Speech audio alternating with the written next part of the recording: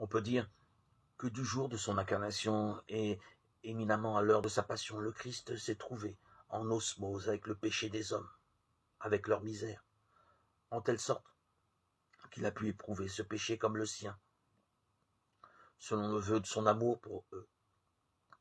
Il a accepté en somme de connaître avec nos péchés et notre détresse liée au péché une intimité aussi étroite que concevable, sans qu'il pêche lui-même, malgré les tentations violentes qu'il a vécues.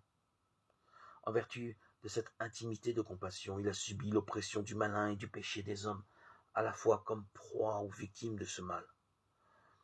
Ce que nous sommes également, quoiqu'en distinction de lui, nous en devenions aisément complices, et comme coupables. Coupables, nous le sommes réellement, c'est pourquoi une des plus grandes œuvres de la miséricorde est de nous apporter le pardon divin. Pardon signifie don parfait dans un dépassement de soi, à travers une brisure ou un rejet de l'amour auquel nous avions droit, dont nous aurions dû bénéficier, dont on nous a privés. Et malgré cette privation qui justifierait apparemment un repli sur nous-mêmes, un refus de l'autre, tout au moins un recul, nous pouvons préserver notre relation à celui qui nous a blessés, continuer de nous donner à lui, garder